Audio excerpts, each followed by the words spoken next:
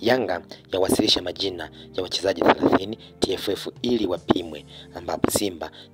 Queen wachezaji 15 na JKT Queens wachezaji 15, ambapo klabu ya Yanga imeiomba shirikisho la mpira wa miguu nchini Tanzania TFF kuwapima jumla wachezaji 30 kutoka Simba Queens 15 pamoja na JKT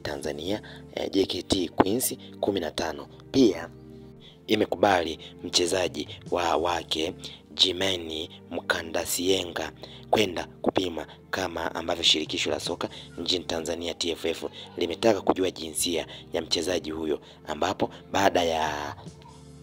kuweza kuwasilisha barua hiyo baada ya kukubali kutaka wachezaji wa Simba Queens 15 na JKT Queens 15 waweze kupimwa, kwa kuwa nao wana wasiwasi huenda wakawa na jinsi tofauti na vile ambavyo wanaonekana, na huku wengi wakipinga vikali zaidi kutokana na maamuzi ambayo yamefanyika na klabu ya Yanga, ambapo katika wachezaji ambao wameweza kuwasilishwa kwenye bodi ya TFF kuchunguzwa, ambapo kwa upande wa kikosi cha JKT Tanzania Yanga imewasilisha wachezaji wafuatao, ambapo imewasilisha namba 1 Najati Abasi, namba 2 Anastanzia Katunzi, namba 3 Donisia Minja, namba 4 Fatma Makusanya, namba 5 Krista Basi,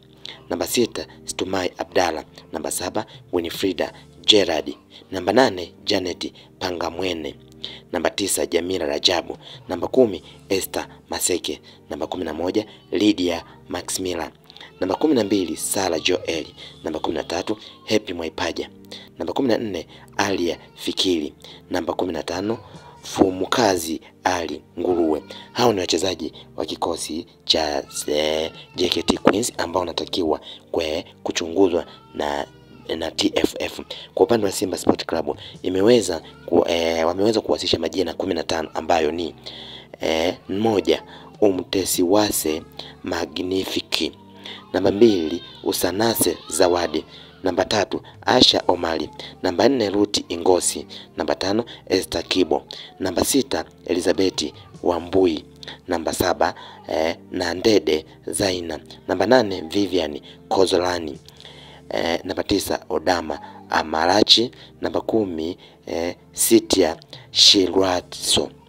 11 Asia Mnuka, 12 Jenitski Shikangwa, 13 Doto Evaristi, 14 Fatma Isa na 15 Emilia Mindu. Hayo ni majina ambayo yameweza kuwasilishwa na klabu ya Yanga ili waweze kuchunguzwa kwa upande wa klabu ya Simba Sport Club, lakini pia na kwa upande wa timu ya JKT Queens kutoka hapa Tanzania.